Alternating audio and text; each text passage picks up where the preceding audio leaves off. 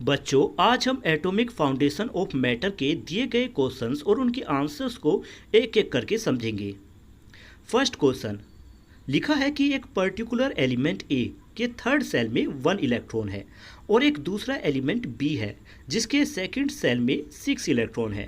Question है how many electrons does A tends to give or take to become stable, कि A element को कितने electrons देने होंगे या लेने होंगे स्टेबल बनने के लिए। आंसर है कि ए एलिमेंट को स्टेबल बनने के लिए 1 इलेक्ट्रॉन देना होगा। Second question what kind of ions would it form. Answer है कि जब ए 1 इलेक्ट्रॉन देता है तो वह पॉजिटिव आयन यानी कटायन बनाता है और ए पॉजिटिव से रिप्रेजेंट किया जाता है। नेक्स्ट क्वेश्चन है how many electrons does B tends to give or take to become stable. उसी तरीके से अगर बी एलिमेंट को स्टेबल बनना है तो उसे कितने इलेक्ट्रॉन्स की ज़रूरत है जिसे जिसे उसे लेने होंगे या इलेक्ट्रॉन्स छोड़ने होंगे। तो जवाब है कि बी के आउटर सेल में 6 इलेक्ट्रॉन है। स्टेबल होने के लिए उसे 2 और इलेक्ट्रॉन चाहिए, इसीलिए बी एलिमेंट को 2 इलेक्ट्रॉन्स मिलेंगे। नेक्स्ट है what kind of ion become it's form. Answer है कि बी जब 2 इलेक्ट्रॉन्स लेता है तो वह नेगेटिव आयंस यानी अनायन बनाता है, इसे B2 नेगेटिव से रिप्रेजेंट किया जाता है। Fifth question if A and B were combine what kind of bond would be form. अगर ए और बी दोनों एक साथ जुड़ते हैं तो कौन सा बॉन्ड बनता है। आंसर है कि ए इलेक्ट्रॉन देता है और बी इलेक्ट्रॉन लेता है, इसीलिए इनके बीच आयोनिक बॉन्ड बनेगा। Next question what would be the formula for the compound दस फॉर्म। आंसर है कंपाउंड का फॉर्मूला होगा A2B। नेक्स्ट क्वेश्चन कि एक एलिमेंट X की आउटर सेल में 6 इलेक्ट्रॉन्स है और यह एक डाई एटॉमिक मॉलिक्यूल बनाता है। Question is why would that be so, ऐसा क्यों है। जवाब है कि X की आउटर सेल में 6 इलेक्ट्रॉन है और उसे अपना ऑक्टेट कंप्लीट करने के लिए 2 और इलेक्ट्रॉन्स चाहिए, इसीलिए 2 X एटम्स आपस में इलेक्ट्रॉन शेयर करेंगे और X2 डायोएटॉमिक मॉलिक्यूल बनाती हैं। Next what kind of bond would it be form. Answer है कि जब एटम्स इलेक्ट्रॉन्स को शेयर करती हैं तो कोवलेंट बॉन्ड बनता है। Third draw the structure of the molecule it would be form. जवाब है यहाँ पर मॉलिक्यूल में डबल कोवलेंट बॉन्ड होगा। ऑक्सीजन में के लिए ऐसे दिखाया जा सकता है। Next a certain other element Y has 2 electrons in its second shell, draw the structure of the molecule that X would form and Y। Answer है कि Y की सेकेंड सेल में 2 इलेक्ट्रॉन्स है और यह दोनों इलेक्ट्रॉन लूज करने की टेंडेंसी रखती है। दूसरी तरफ X को 2 इलेक्ट्रॉन चाहिए, इसीलिए दोनों मिलाकर आयोनिक कंपाउंड्स बनाती है। यहाँ पर स्ट्रक्चर आप देख सकते हैं और एग्जाम्पल भी।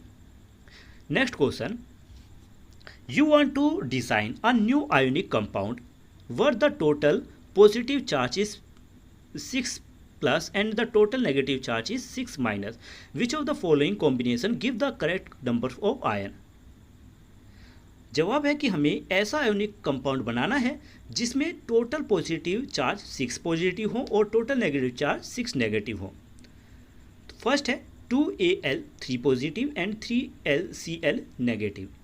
पॉजिटिव चार्ज 2 को मल्टीप्लाई करेंगे 3 पॉजिटिव से तो 6 पॉजिटिव आएंगे और 3 को मल्टीप्लाई करेंगे -1 नेगेटिव से तो ये आएगा आंसर 3 नेगेटिव, तो ये इनकरेक्ट है। सेकंड को चेक करते हैं, 3 को मल्टीप्लाई करेंगे 2 पॉजिटिव से 6 पॉजिटिव आया। वैसे ही नेक्स्ट 1 को मल्टीप्लाई करेंगे 3 नेगेटिव से, यहाँ पर भी एग्जैक्ट वैल्यू इक्वल नहीं आई।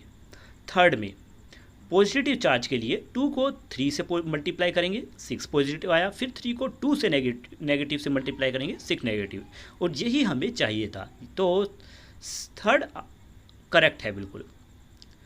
फोर्थ के लिए भी चेक करेंगे 3 2 जा 6 और 2 2 जा 4, तो आंसर ये भी इनकरेक्ट है। Question number 4 element are made up of molecules and compounds are made up of atom. Answer is false. Correct statement होगा कि elements are made up of atoms और molecules while compounds contain 2 or more different elements chemically combined। यानी elements atom या molecule से बने हो सकते हैं, जबकि कंपाउंड में दो या दो से ज़्यादा डिफरेंट एलिमेंट केमिकली कंबाइंड होते हैं। Second statement, the molecule of a compound is always made up of 2 और मोर atom of the same kind. Answer ये भी इनकरेक्ट है, क्योंकि कंपाउंड के मॉलिक्यूल्स में अलग अलग काइंड्स के एटम्स केमिकली बॉन्ड से जुड़ते हैं, केमिकल बॉन्ड से। Third, one molecule of nitrogen gas contain 3 nitrogen atom. ये आंसर भी गलत है। करेक्ट स्टेटमेंट ये है कि नाइट्रोजन मॉलिक्यूल N2 होता है, इसीलिए इसमें 2 नाइट्रोजन एटम होती हैं। Fourth, water is made up of 2 hydrogen atom covalent bonded with 1 oxygen atom. Answer correct, क्योंकि वाटर में 2 हाइड्रोजन एटम और 1 ऑक्सीजन एटम होती है और उनके बीच कोवलेंट बॉन्डिंग होती है। Fifth question, right the chemical formula for the compound. यहाँ पर केमिकल फॉर्मूला लिखने थे एल्यूमिनियम नाइट्रेट का, कैल्शियम ऑक्साइड और फेरिक ऑक्साइड का। Question 6, right the formula of the compound formed the following pairs of ion. ठीक है, यहाँ पर क्रिस क्रॉस का मेथड का यूज़ करके आप इन्हें लिख सकते हो।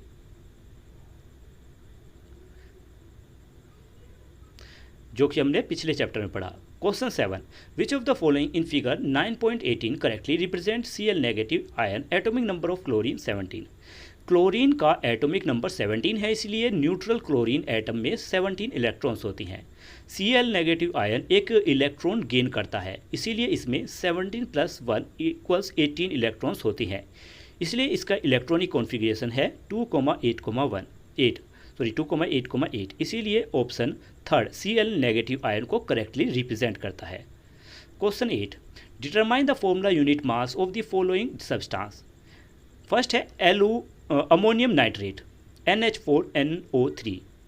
यहाँ पर हम मल्टीप्लाई करेंगे, मतलब इसको निकालने के लिए, जिसमें 2N 4H हैं और 3O, टोटल हुआ 80 यूनिट। सबसे पहले फॉर्मूले में मौजूद एटम्स की संख्या देखते हैं, फिर उसके एटॉमिक मासेस को मल्टीप्लाई करके ऐड करते हैं, इसीलिए NH4NO3 का फॉर्मूला यूनिट मास हुआ 80 यूनिट। नेक्स्ट है H3PO positive.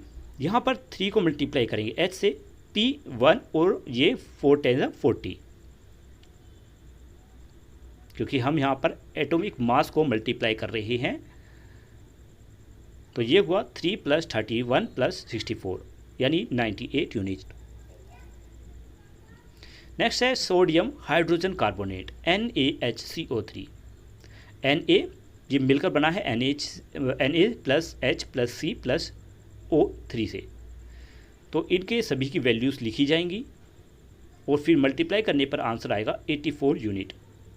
Next, right the formula for the compound form by the reaction of magnesium and nitrogen Mg3N2, lithium and nitrogen Li3N, sodium and sulphur Na2S, aluminium and oxygen Al2O3। Next, complete the table 9.3 by writing the formula of the compound formed by the cation on the left and the anion on the top। तो यहाँ पर आप देख सकते हैं ये table पूरा fill है। Question 11, 5.3 gram of sodium carbonate and 6 gram of acetic acid react to produce 2.2 gram of carbon dioxide, 0.9 gram of water and 8.2 gram of sodium acetate. Verify whether the law of conservation of mass is valid. पहले reaction का total mass निकालते हैं, जो कि है 5.3 ग्राम + 6 ग्राम, total हुआ 11.3 ग्राम। अब product का टोटल मास निकालेंगे, 2.2 + 0.9 + 8.2, ये भी हुआ 11.3 ग्राम। इसीलिए लॉ ऑफ कंजर्वेशन ऑफ मास यहाँ पर वैलिड है, क्योंकि मास ऑफ रिएक्टेंट और मास ऑफ प्रोडक्ट दोनों बराबर निकले। Question 12, if a species has 11 proton, 12 neutron and 10 electrons, then what is the atomic number and mass number? Answer है कि एटॉमिक नंबर 11 होगा, मास नंबर होगा 11 + 12 = 23। एटॉमिक नंबर यहाँ पर प्रोटॉन्स के बराबर है। नेक्स्ट है, is it a neutral? Answer is कि इसमें 11 प्रोटॉन्स लेकिन केवल 10 इलेक्ट्रॉन्स है, यानी प्रोटॉन इलेक्ट्रॉन से एक ज़्यादा है, इसीलिए यह पॉजिटिव आयन यानी कटायन बनाएगा। नेक्स्ट है, right it's electronic configuration. Answer होगा, क्योंकि इसमें 10 इलेक्ट्रॉन है तो ये होगा 2,8। नेम द मतलब यहाँ पर एलिमेंट का नाम बताना है sodium ion. Next question number 13, two element A and B have the following configuration 2,8,5 and 2,8,7. Which element is more reactive? Answer है कि ए की आउटरमोस्ट सेल में 5 इलेक्ट्रॉन है और उसे ऑक्टेट कंप्लीट करने के लिए 3 मोर इलेक्ट्रॉन चाहिए, जबकि बी की आउटर सेल में 7 इलेक्ट्रॉन है और उसे स्टेबल होने के लिए केवल 1 इलेक्ट्रॉन की ज़रूरत है, इसीलिए बी ज़्यादा रिएक्टिव होगा। Second, will A and B form ionic और covalent bond when they combine? Answer है कि ए और बी दोनों नॉन मेटल है, इसीलिए इलेक्ट्रॉन्स ट्रांसफर करने की बजाय वे इलेक्ट्रॉन्स को शेयर करेंगे और अपनी आउटर सेल कंप्लीट करेंगे। नेक्स्ट है predict the formula of the compound they would form. Answer है कि 1 ए एटम और 3 बी एटम्स मिलकर दोनों की मिलेंगे ए बी 3, क्योंकि ए की वैलेंसी 3 और बी की वैलेंसी 1 है, क्योंकि इन्हें हम जब फॉर्मूला लिखते हैं तो क्रिस क्रॉस करते हैं, यानी ए के पास 1 आ जाएगा और बी के पास 3 आ जाएगा और ये हो जाएगा A B 3। Next, copper sulphate conducts electricity in the molten state but not in the solid state. Reason है copper and sulphate ions are fixed in the lattice in molten state while in solid state they can move freely. Answer है इसका कि assertion true है, क्योंकि molten copper sulphate में free moving ions होती हैं जो इलेक्ट्रिकली कंडक्ट कर सकती हैं, इलेक्ट्रिसिटी को कंडक्ट कर सकती हैं। रीज़न फॉल्स है क्योंकि इसमें सिचुएशन उल्टी दी गई है। सॉलिड स्टेट कॉपर और सल्फेट आयन लेटिस में फिक्स्ड होते हैं और फ्रीली मूव नहीं कर सकते। मोल्टन स्टेट आयन फ्री होकर मूव कर सकते हैं। Question number 15, the species 27 aluminium 80 Br negative 201 Hg2 positive have 13, 35 and 80 proton respectively. How many electrons and neutrons do they have? First aluminium के लिए प्रोटॉन्स होंगे 13, इलेक्ट्रॉन्स होंगे 13। मास नंबर न्यूट्रॉन्स निकालने के लिए मास नंबर्स में से एटॉमिक नंबर माइनस करना होता है, तो आंसर आया 13 इलेक्ट्रॉन्स और 14 न्यूट्रॉन्स। इसी तरीके से बाकी का है, इसमें प्रोटॉन 35 हैं, Br नेगेटिव में 1 इलेक्ट्रॉन गेन किया यानी 36 हुआ इलेक्ट्रॉन्स। न्यूट्रॉन्स होंगे इसमें 45, 36 को 80 से माइनस करने के बाद। इसी तरीके से अगला एग्जांपल है। नेक्स्ट है think it over question. First question, water can be obtain from various sources, are all these sample of water chemically identical? जवाब है कि सभी वाटर सैंपल जरूरी नहीं कि केमिकल आइडेंटिकल हो। प्योर वाटर का केमिकल कॉम्पोजिशन H2 होता है, लेकिन अलग अलग सोर्सेज से मिलने वाले वाटर में अलग अलग डिसोल्व सोल्ट, मिनरल्स, गैसेस और अदर इम्प्योरिटीज़ हो सकती है, इसीलिए सभी में वाटर होता है लेकिन डिसोल्व सब्सटेंस अलग अलग हो सकती हैं। Next question, oxygen is sometime represent S O and sometime is SO2, what is the difference between these symbols? Answer है कि O मतलब 1 ऑक्सीजन एटम, लेकिन O2 का मतलब है एक ऑक्सीजन मॉलिक्यूल जिसमें 2 ऑक्सीजन एटम केमिकली बॉन्डेड होती है। मतलब O तो सिर्फ ऑक्सीजन को रिप्रेजेंट करता है, जबकि O2 केमिकल बॉन्ड, 2 ऑक्सीजन के बीच के केमिकल बॉन्ड को रिप्रेजेंट करता है। Next question 3, why does dissolve salt is water in water conduct electricity but sugar does not? जवाब है कि जब साल्ट वाटर में डिसोल्व होता है तो वह आयंस में ब्रेक हो जाता है। ये आयंस वाटर में फ्रीली मूव कर सकते हैं और इलेक्ट्रिक करंट कैरी करते हैं, इसीलिए साल्ट सॉल्यूशन इलेक्ट्रिसिटी कंडक्ट करता है, जबकि शुगर वाटर में न्यूट्रल मॉलिक्यूल्स के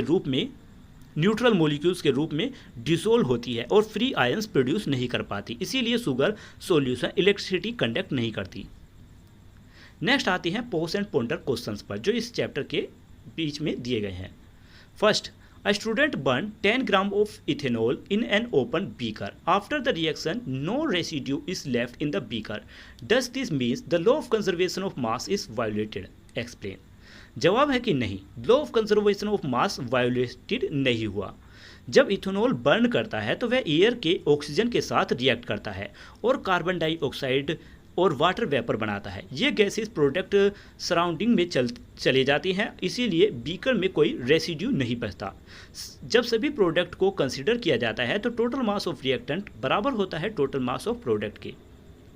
second question, when 20 gram of hydrogen react completely with 160 gram of oxygen, how much water is formed according to the law of conservation of mass?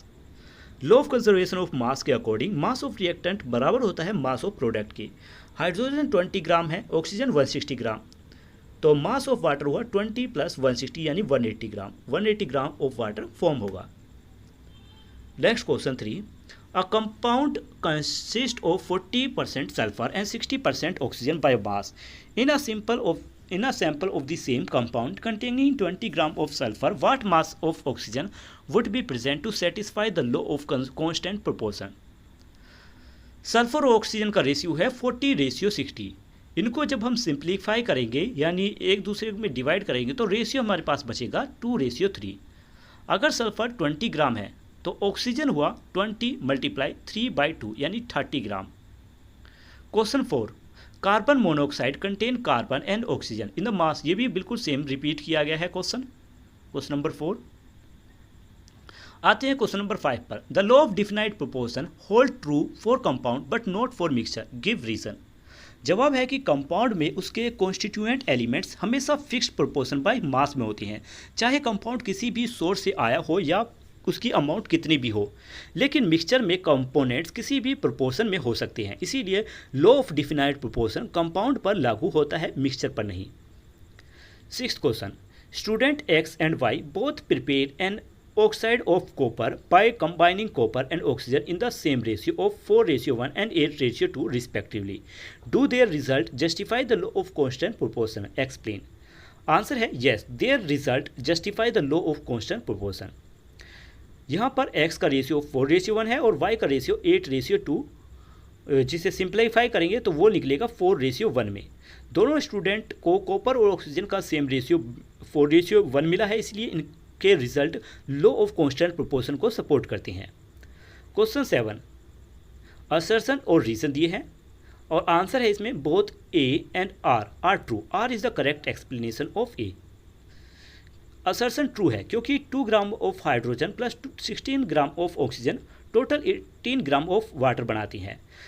Reason भी true है क्योंकि Dalton's atomic theory के according atoms compound बनाने के लिए simple whole number ratio में combine करती हैं, इसीलिए रीजन असर्शन को कंप्लीटली एक्सप्लेन करता है। Question 8, nitrogen have 5 valence electron, draw the structure of nitrogen molecule. लिखा है कि ईच नाइट्रोजन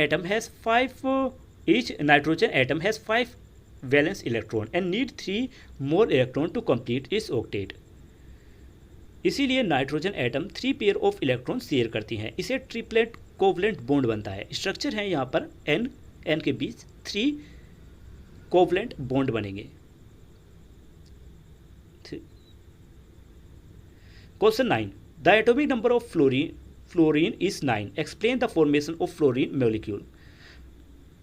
फ्लोरीन का एटॉमिक नंबर 9 है, इसीलिए इलेक्ट्रॉनिक कॉन्फ़िगरेशन हुआ 2,7। हर फ्लोरीन एटम के पास 7 वैलेंस इलेक्ट्रॉन है और ऑक्टेट कंप्लीट करने के लिए एक और इलेक्ट्रॉन चाहिए। 2 फ्लोरीन एटम आपस में 1 पेयर ऑफ इलेक्ट्रॉन बनाएंगे, F के बीच 1 लाइन, क्योंकि एक इलेक्ट्रॉन शेयर हो रहा है। नेक्स्ट है show the formation of molecule CO2, carbon dioxide के लिए। कार्बन के 4 वैलेंस इलेक्ट्रॉन है और ऑक्सीजन के 6 वैलेंस इलेक्ट्रॉन है। कार्बन हर ऑक्सीजन एटम के साथ 2 पेयर ऑफ इलेक्ट्रॉन शेयर करता है, इसीलिए स्ट्रक्चर होगा इसका इस तरीके से, जिसमें 2 कोवलेंट बॉन्ड बनती हैं। फिर है H2S, सल्फर के 6 वैलेंस इलेक्ट्रॉन है और ऑक्टेट कंप्लीट करने के लिए इसे 2 और इलेक्ट्रॉन चाहिए, तो इसमें एक हाइड्रोजन जुड़ जाएगा। एक हाइड्रोजन के साथ ये अपने इलेक्ट्रॉन को शेयर करेगा और इसमें सिंगल कोवलेंट बॉन्ड बनेगा। नेक्स्ट अमोनिया NH3, यह 3 हाइड्रोजन एटम के साथ 1 इलेक्ट्रॉन शेयर कर रहा है। नेक्स्ट क्वेश्चन 11, नियोन जिसका एटॉमिक नंबर 10 है और neither transfer not share its valence electron, explain. Neon का एटॉमिक नंबर 10 है और इसका इलेक्ट्रॉनिक कॉन्फ़िगरेशन 2,8 है। इसके आउटर मोस्ट शेल में 8 इलेक्ट्रॉन है और वह कम्प्लीटली फिल है। इसलिए नियोन की इलेक्ट्रॉनिक कॉन्फ़िगरेशन ऑलरेडी स्टेबल है। इसे इलेक्ट्रॉन गेन, लूज या शेयर करने की ज़रूरत नहीं होती। इसीलिए neon generally chemical bond form नहीं करता। Next, what kind of ion will oxygen form? Oxygen के 6 वैलेंस इलेक्ट्रॉन हैं। ऑक्टेट कंप्लीट करने के लिए इसे 2 इलेक्ट्रॉन्स की ज़रूरत है। इसीलिए ऑक्सीजन एक नेगेटिव आयन यानी अनायन बनाता है, जिसे O2 नेगेटिव कहते हैं। Next, fill in the blanks. Magnesium and chlorine में मैग्नीशियम एटम 2 इलेक्ट्रॉन्स देकर Mg2 पॉजिटिव बनाता है, लेकिन क्लोरीन स्टेबल होने के लिए केवल 1 इलेक्ट्रॉन ले सकता है और Cl नेगेटिव बनाता है। अब 1 मैग्नीशियम आयन और 2 क्लोरीन आयन मिलकर मैग्नीशियम क्लोराइड बनाती हैं। आंसर है फर्स्ट में Cl नेगेटिव, सेकंड में 1 और थर्ड में 2। 14th question, show the formation of cation of potassium and calcium atom, the formation of their corresponding chloride using diagram. ये आप देख सकते हो, डायग्राम कुछ इस तरीके से फॉर्म होंगे। फिर है illustrate how sodium sulphide is formed. Sodium का की इलेक्ट्रॉनिक कॉन्फ़िगरेशन 2,8,1 है। हर सोडियम एटम 1 इलेक्ट्रॉन लूज करके Na पॉजिटिव बनाता है। सल्फर की इलेक्ट्रॉनिक कॉन्फ़िगरेशन 2,8,6 है, जो ऑक्टेट कंप्लीट करने के लिए 2 इलेक्ट्रॉन्स की जिसे ऑक्टेट कंप्लीट करने के लिए 2 इलेक्ट्रॉन चाहिए और वह H2 नेगेटिव बनाता है। इसके लिए 2 sodium atom 1 electron sulphur atom को ट्रांसफर करती हैं। इस प्रकार सोडियम सल्फाइड आयन बॉन्ड से बनता है। फिर है नेमिंग। CO2 यानी कार्बन डाइऑक्साइड, NO2 यानी nitrogen oxide, SF6 sulphur hexafluoride, PCl3 phosphorus trichloride. Question 17, फिर फॉर्मूला पूछा गया है। सोडियम हाइड्रोजन कार्बोनेट का NaHCO3, सल्फर डाइऑक्साइड का SO2, फेरिक क्लोराइड का FeCl3 और कॉपरस ऑक्साइड का Cu2O। इस तरीके से बाकी सभी क्वेश्चनों में फॉर्मूलेस पूछे गए हैं।